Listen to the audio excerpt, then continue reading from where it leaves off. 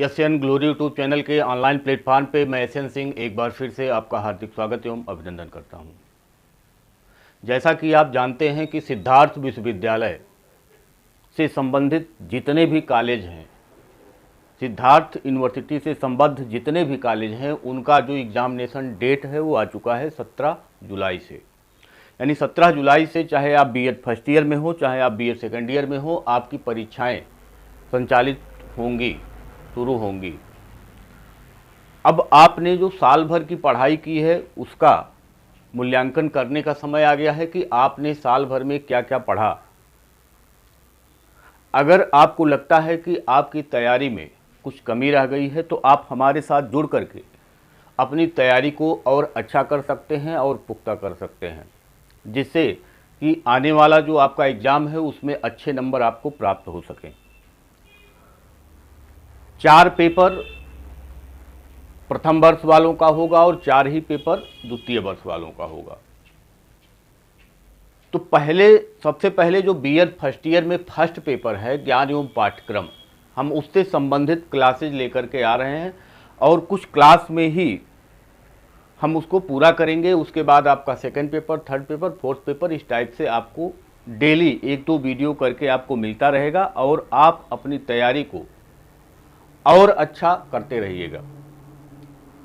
तो आज का जो क्लास है उस क्लास के संदर्भ में अगर आपसे हम चर्चा करें तो आपके फर्स्ट पेपर में ज्ञान एवं पाठ्यक्रम, नॉलेज एवं करिकुलम में जब उसके आप पाठ्यक्रम को देखेंगे तो वहां पे आपको 3 वाद पढ़ने हैं: आदर्शवाद, प्रकृतिवाद और प्रयोजनवाद।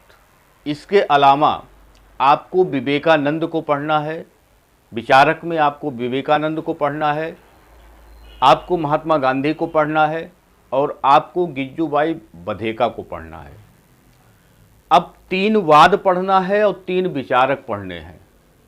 तो जब आप छोटे होते हैं, यानी कोई बच्चा जब छोटा होता है तो उसको सबसे पहले रटने के लिए कहा जाता है कि आप फला चीज़ को रट करके आइएगा, याद करके आइएगा। लेकिन धीरे धीरे जैसे समय बढ़ता है वैसे वैसे अब ये कहा जाता है जब आपका रीजनिंग पावर बढ़ जाता है, उस बच्चे का रीजनिंग पावर बढ़ जाता है, तो वहाँ पे ये कहा जाता है कि आपको समझ में आया कि नहीं आया। यानी अब चीज़ें आसान नहीं रह जाती हैं कि हम उसको याद कर लें, यानी पॉइंट टू द पॉइंट या वर्ड टू वर्ड हम उसको याद कर लें। अब ऐसा समय नहीं रहता है क्योंकि हम बड़े हो चुके होते हैं, जो हमारा सिलेबस है वो बहुत लेंदी हो चुका होता है, ब्रॉड हो चुका होता है। तो चीज़ों को समझ करके उसके अर्थ को हम जान लेते हैं और जब हमारा एग्ज़ाम होता है तो उसमें हम जा करके उसी को लिख देते हैं। इस तरीके से आपको याद करना आसान नहीं है, बल्कि चीज़ों को समझना है कि हम कैसे किसी भी विषय वस्तु को, किसी भी टॉपिक को किस प्रकार से समझें कि एग्ज़ाम के समय अगर उससे संबंधित क्वेश्चन आता है तो उसको हम ले जा करके अपनी कॉपी में उतार सकें। तो रटना नहीं है, समझना है। अब दर्शन से संबंधित जो बातें हैं उसमें हमने बताया आपको कि 3 वाद है, 3 इज्म है और फिर 3 विचारक हैं, और 6 को आप कैसे समझेंगे इस पर हम एक खाका आपको तैयार करके दे रहे हैं कि अगर आपको आदर्शवाद पढ़ना है तो किन हेडिंगों के अंतर्गत पढ़ना है, अगर प्रकृतिवाद पढ़ना है तो किन हेडिंगों के अंतर्गत पढ़ना है, अगर आपको प्रयोजनवाद पढ़ना है तो किन हेडिंगों के अंतर्गत पढ़ना है, अगर आप गांधी जी को पढ़ रहे हैं तो उसमें कौन सी हेडिंग रहेगी, अगर आप गिजुबाई बधेका को पढ़ रहे हैं तो कौन सी हेडिंग रहेगी, अगर आप विवेकानंद को पढ़ रहे हैं तो कौन सी हेडिंग रहेगी। तो हम आपको एक कॉमन हेडिंग बताते हैं कि आप उतने हेडिंग को याद करिएगा और सबके बारे में अलग अलग उस पर आप एक तुलनात्मक रूप से उसको जब पढ़ेंगे तब आपको समझ में आएगा। नहीं तो आपको लगेगा कि जो आदर्शवाद कहता है वही प्रयोजनवाद कहता है, वही यथार्थवाद कहता है, वही प्रकृतिवाद कहता है, वो एक दूसरे में मिल जाते हैं, मिक्स हो जाते हैं। लेकिन जब आप चीज़ों को अलग अलग करके तुलना करके पढ़ेंगे कि आदर्शवाद अनुशासन के बारे में क्या कहता है, प्रकृतिवाद अनुशासन के बारे में क्या कहता है और प्रयोजनवाद अनुशासन के बारे में क्या कहता है, तो आपको चीज़ें समझ में आएंगी कि तीनों अलग अलग हैं तो कैसे हैं और क्यों हैं, ये चीज़ समझ में आपको आएगा। तो हम हेडिंग का जो खाका तैयार कर रहे हैं वो 3 वाद और 3 विचारक के लिए है। तो आइए समझते हैं सबसे पहले कि वो कौन कौन सी हेडिंग होंगी जिसके अंतर्गत हम इन 6 टॉपिक को क्लियर करेंगे। तो सबसे पहले जो हमारा ये आज का टॉपिक है वो दर्शन से संबंधित है, जो आपका ज्ञान एवं पाठ्यक्रम से संबंधित चैप्टर है उससे संबंधित है, तो पेपर है उससे संबंधित है। आइए अब इसमें सबसे पहले हम कौन कौन सी हेडिंग को लेंगे उससे संबंधित बातें हम चर्चा करते हैं। सबसे पहले जो हेडिंग आता है वो आता है तत्व मीमांसा। सबसे पहले जो हेडिंग आएगा वो आएगा तत्व मीमांसा, उसके बाद आएगा ज्ञान मीमांसा, उसके बाद आएगा ज्ञान मीमांसा,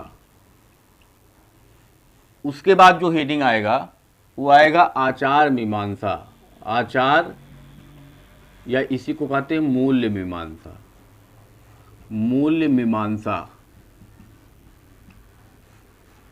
ये जब कोई भी वाद आप पढ़ेंगे तो किसी भी वाद से संबंधित जब आप इसको पढ़ने जाएंगे तो ये तीनों बातें आपको क्लियर होनी चाहिए कि तत्व मीमांसा क्या है, ज्ञान मीमांसा क्या है और आचार या मूल मीमांसा क्या है।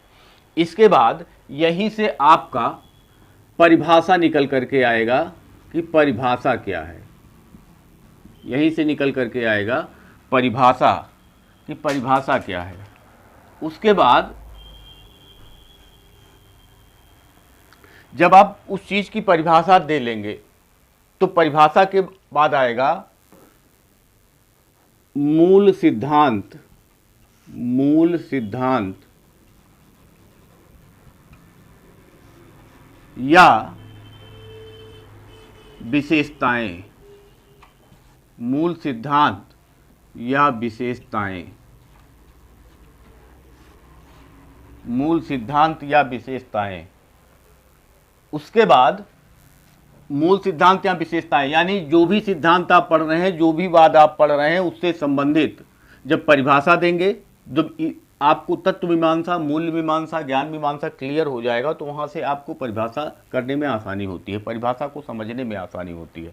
उसके बाद आप उसके मूल सिद्धांत या उस वाद की जो विशेषताएं हैं वो आप उसकी शुरुआत करेंगे। अब इसके बाद यहीं से शुरू होगा जो वाद होगा वो, जो वाद होगा वो, और उसके बाद भाई कुछ चाहिए नहीं भाई बाहर नहीं चाहिए क्या, यही है नहीं भाई है?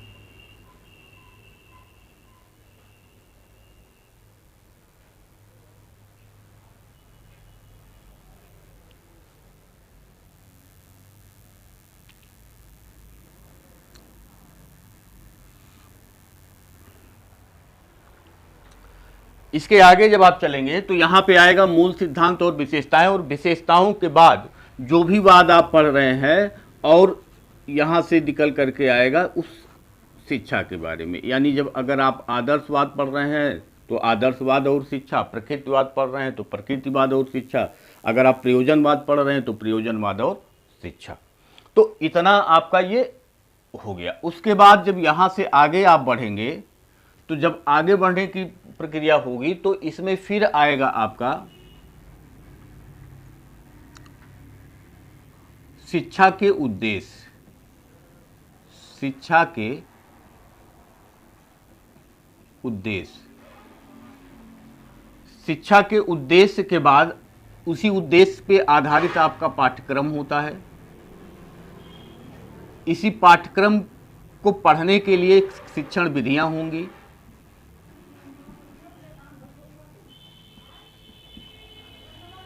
अनुशासन किस प्रकार का होगा। उसके बाद विद्यालय कैसा होना चाहिए, शिक्षक जो है वो कैसा होना चाहिए, शिक्षार्थी जो है वो कैसा होना चाहिए, और इसके अलावा कुछ अन्य पक्ष भी होते हैं। इसके अलावा कुछ अन्य पक्ष भी होते हैं, जैसे आप स्त्री शिक्षा के बारे में, स्त्री शिक्षा को ले लीजिए। उसके बाद जन शिक्षा अन्य पक्ष में, जैसे आपका आ गया जन शिक्षा। इसके बाद आ गया स्त्री शिक्षा। उसके बाद आ गया आपका सह-शिक्षा, उसके बाद आपका आ गया व्यावसायिक शिक्षा,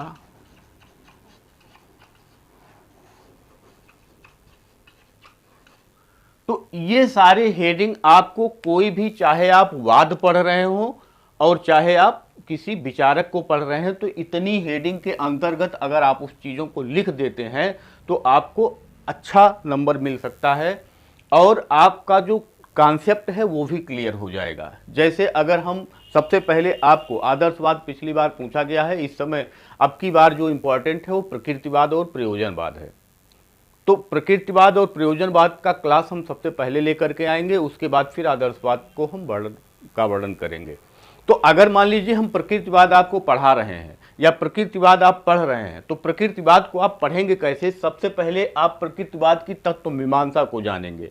अब अगर हम तत्व मीमांसा की बात करें कि तत्व मीमांसा होता क्या है, तो तत्व मीमांसा का मतलब, जैसा कि आप नाम से ही समझ रहे हैं कि तत्व मीमांसा यानी तत्व से संबंधित, तो वो ये पता करता है, तत्व मीमांसा में हम ये चीजें पता करते हैं कि वह जो वाद हम पढ़ रहे हैं वह इस सृष्टि को किस रूप में मानता है।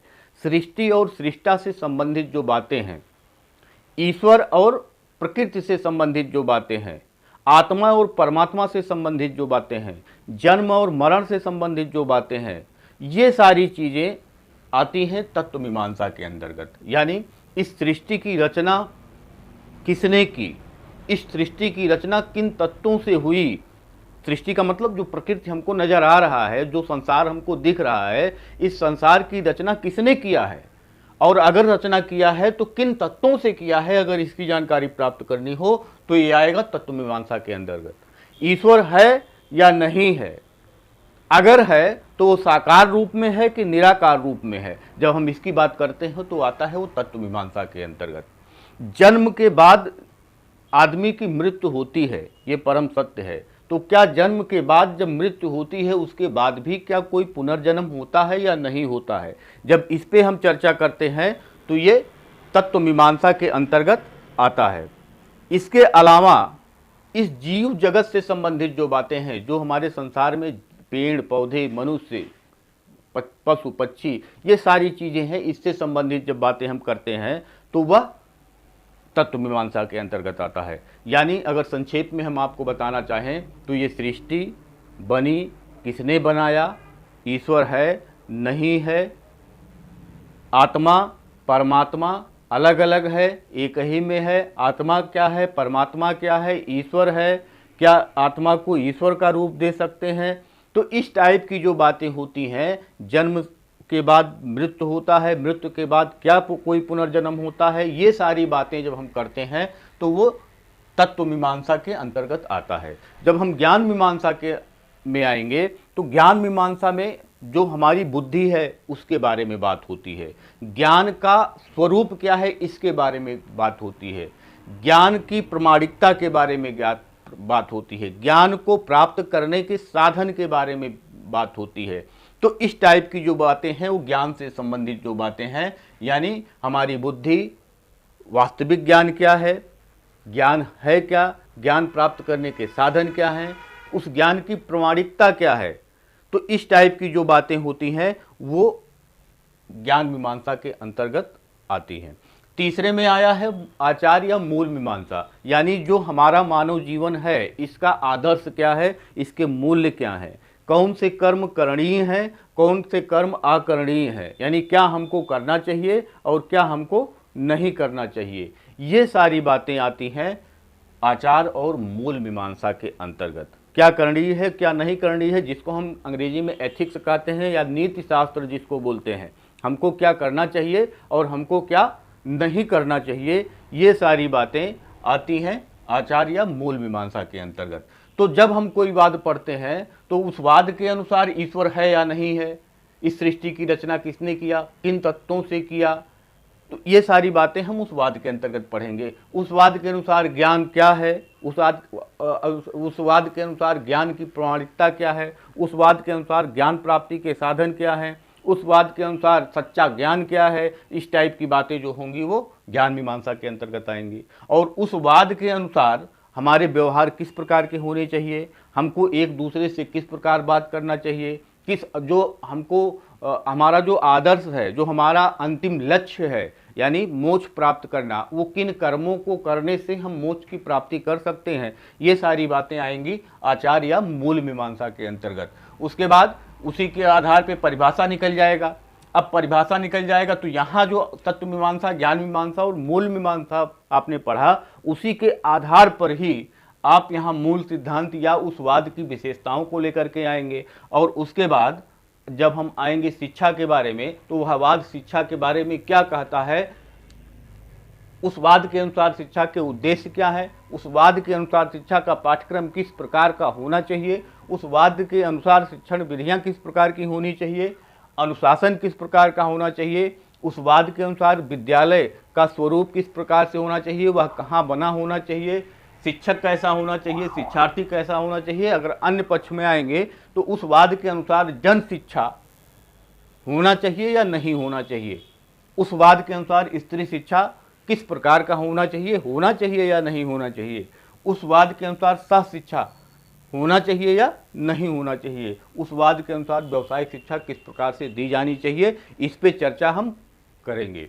तो ये एक खाका है, ये एक हेडिंग है, आप इसका स्क्रीनशॉट ले सकते हैं और ये आपके जितने वाद हैं सब में यही हेडिंग होगा।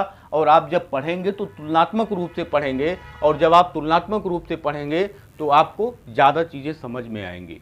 तो ये था आज आपका पहला क्लास। हमने समझाने का प्रयास किया कि आप दर्शन में जो वाद हैं या दर्शन में जो आपके विचारक हैं उनको आप किस प्रकार से पढ़ेंगे। अब कल के क्लास से या आज शाम तक के क्लास में आपको ये मिल जाएगा कि पहला प्रकृतिवाद से हम शुरुआत करेंगे। तो प्रकृतिवाद का जो तत्व मीमांसा है क्या है, प्रकृतिवाद का मूल मीमांसा क्या है, प्रकृतिवाद का ज्ञान मीमांसा क्या है, प्रकृतिवाद के मूल सिद्धांत क्या है, प्रकृतिवाद की विशेषताएं क्या है, प्रकृतिवाद की परिभाषा क्या है, प्रकृतिवाद और शिक्षा के बारे में जब पढ़ेंगे तो प्रकृतिवाद के अनुसार शिक्षा के उद्देश्य क्या है, प्रकृतिवाद के अनुसार शिक्षा का पाठ्यक्रम कैसा होना चाहिए, प्रकृतिवाद के अनुसार शिक्षण विधियाँ किस प्रकार की होनी चाहिए, प्रकृतिवाद के अनुसार अनुशासन किस प्रकार का होना चाहिए, प्रकृतिवाद के अनुसार जो शिक्षक है कैसा होना चाहिए, शिक्षार्थी कैसा होना चाहिए, विद्यालय कैसा होना चाहिए, प्रकृतिवाद जन शिक्षा के बारे में क्या कहता है, स्त्री शिक्षा के बारे में क्या कहता है, सह शिक्षा के बारे में क्या कहता है, या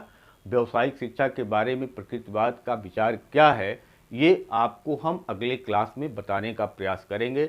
अगर आप बीएड फर्स्ट ईयर में हैं या बीएड सेकेंड ईयर में हैं या आप बीएड के किसी सेमेस्टर में हैं, तो सबसे पहले आप हमारे चैनल को लाइक करिए, सब्सक्राइब करिए, अपने दोस्तों में शेयर, अगर इस वीडियो को देख रहे हैं तो दोस्तों में शेयर ज़रूर करिएगा, जिससे जिसको ज़रूरत है वहाँ तक आप इस वीडियो को पहुँचाइए।